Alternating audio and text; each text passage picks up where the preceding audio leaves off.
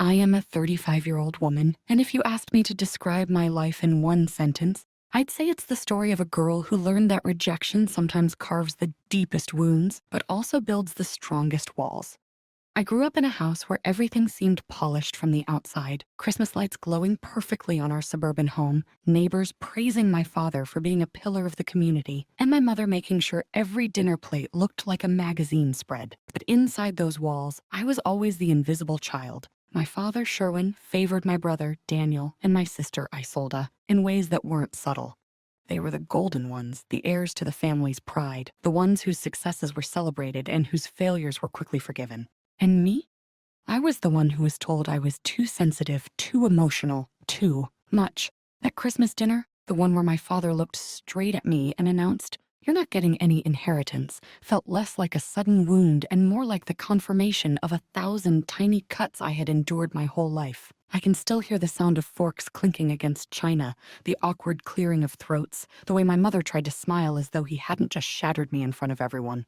Daniel smirked into his wine glass, and Isolde gave me that pitying look I had grown to despise. I didn't cry, I didn't shout. I simply nodded, kept chewing my roasted carrots, and swallowed the bitterness with my food. Because the truth was, that wasn't the first time I had been told I didn't belong. I remember being 16 and applying for a summer internship at my father's firm. He laughed at the idea.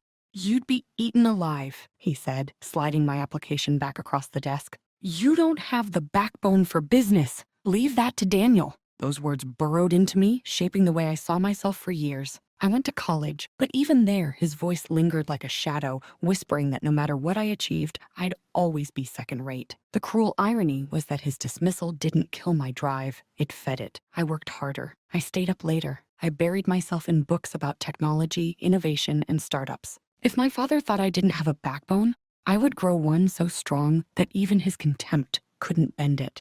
What my family didn't know, and what made that Christmas dinner moment both painful and poetic, was that while they saw me as the overlooked daughter, I had already been building something extraordinary. For the past 8 years, I had been working in silence, pouring my soul into a tech company I founded with 2 close friends. At first, it was nothing but a cramped apartment, a handful of secondhand computers, and caffeine-fueled nights where we doubted if we'd even make rent. But I loved it. For the first time in my life, I felt purpose, not because someone handed it to me, but because I had carved it out of sheer willpower. There were nights I wanted to quit. Nights where our servers crashed, where funding fell through, where betrayal cut deep, even from people I thought were allies, and still I pressed on. Because every time I thought of quitting, I remembered my father's smirk, Daniel's easy confidence, and Isolde's condescension. I remembered that I had been told I would never be enough. That memory alone fueled me like nothing else could. By the time I turned 35, our company had grown into something beyond my wildest imagination. We weren't just surviving, we were dominating. We developed technology that transformed industries, and soon investors lined up at our door. I never boasted about it. Not to my family, not to anyone who didn't need to know. To them, I was still the quiet daughter, unmarried, no children, working on some project.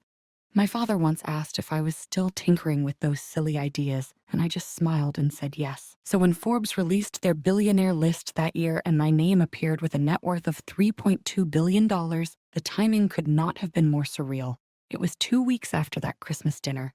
2 weeks after my father stripped me of the last thread of acknowledgement I thought I might ever get from him. I didn't plan it that way. But when I saw my name in bold letters, when I saw the recognition that had been earned with blood, sweat, and 1,000 tears, something inside me both broke and healed at the same time. When my family saw it, their reactions were almost cinematic. Daniel's arrogance dissolved into stunned silence. Isolde called me, her voice trembling, asking why I never told her. And my father, my proud, stubborn father, showed up at my apartment unannounced. His hand shook as he held the magazine, as though it were proof of something he couldn't quite accept. For the first time in my life, I saw uncertainty in his eyes. The man who had always spoken with thunder suddenly looked small, human, breakable. But this isn't just a story about revenge. This isn't about proving them wrong, though. God knows, that felt satisfying. This is about what happens after the triumph, when the dust settles and you're left alone with the echoes of your past. Because the truth is, success didn't erase the ache in my chest. It didn't rewrite the years of being invisible, of feeling unwanted, of longing for approval that never came. And when my father looked at me across the table again, this time not with dismissal but with something like regret, I realized the hardest question wasn't whether I could forgive him. It was whether I could forgive myself for still craving his love after all these years. I wish I could tell you that the day my father showed up at my apartment with that magazine in his hands was a victory lap, that I stood tall and declared, "See, I told you so." But that isn't how it happened. Instead, I felt my throat tighten the way it did when I was a little girl trying to get him to notice a drawing I had made. That same old ache came flooding back, uninvited, reminding me that no amount of billions could erase the child in me who had begged for his approval. He sat across from me on the couch, his posture rigid but his eyes searching, restless. He wasn't used to being at a disadvantage, wasn't used to being the one caught off guard. "You should have told me," he said finally, as though the fact that I had kept my empire a secret was a greater betrayal than all the years he had dismissed me. I looked at him, really looked at him, and I saw the lines on his face, the gray that had overtaken his hair, the weight of years that success hadn't protected him from. Part of me wanted to scream, to unload every memory of how he had belittled me, every Christmas where my gifts were an afterthought, every conversation where my dreams were brushed off like dust. But instead, I said, "You never asked." Silence stretched between us, thick and suffocating. For a moment, I thought he might apologize, but my father was a man carved from pride, and apologies were foreign currency he had never bothered to learn. "You've done well," he muttered instead, his voice almost begrudging. Those words, so small, so hollow, landed heavier than I expected. I realized then that I could build an empire. I could buy companies and change industries, but I would never hear the words I had truly longed for. "I'm proud of you." The days that followed were strange. My phone wouldn't stop ringing. Former classmates, distant relatives, even people who had mocked me in the past suddenly wanted to reconnect. Isolde came over one evening with a bottle of wine, her smile too wide, her tone too sweet. She spoke about collaborating on a fashion startup she had been dreaming about. For years, she had called me foolish for wasting my life on computers, and now she wanted to ride on the very wave she once dismissed. I listened politely, but inside I felt something icy harden. It wasn't anger anymore, it was clarity. Daniel, of course, took a different approach. He sent me articles about wealth management, forwarded contacts for high-profile advisors, and even suggested that I let him in on the ground floor of my next venture. It was laughable, really, how quickly the tide had turned. These were the same siblings who used to exchange glances at the dinner table when I spoke about my work, who used to tell me I was obsessed or boring. Now they looked at me like I was a vault they wanted the keys to. And then there was my mother. Sweet, fragile in her own way, forever trying to smooth the cracks in our family like plaster on broken walls. She called me late at night, her voice trembling. "You know your father didn't mean it," she whispered. "He only said those things because he didn't want you to be hurt when he's gone." I didn't know whether to laugh or cry. Hurt? He had been wounding me for decades, and she was still trying to convince me it was his way of protecting me. Mothers, I've come to realize, sometimes cling to illusions because they can't bear to face the truth. The truth was that my father had chosen his heirs long ago, and I wasn't one of them. To him, I was the daughter who didn't fit the mold, who challenged his authority by carving my own path. And in his world, independence wasn't admirable, it was disobedience. That realization sat heavy in my chest. Even as the world celebrated me, even as headlines called me a visionary, I felt like a little girl left out in the cold, watching the family celebrate from behind frosted windows. But here's the twist I never saw coming.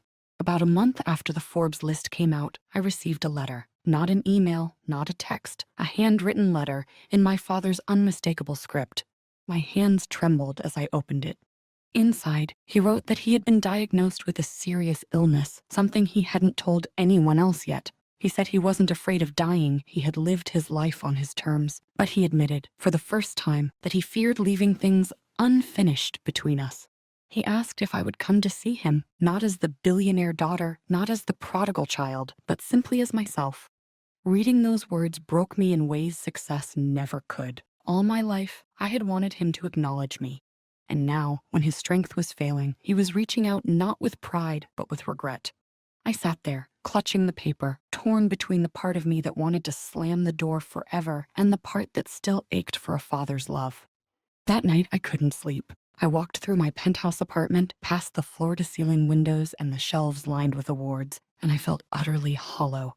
What good was all of this if the little girl inside me still stood in that dining room, waiting for her father to say she mattered? Revenge had tasted sweet for a moment, but now, staring at that letter, it felt shallow. I realized the real battle wasn't about inheritance or wealth or recognition. It was about whether I could face him, not as the daughter who had something to prove, but as the woman I had finally become.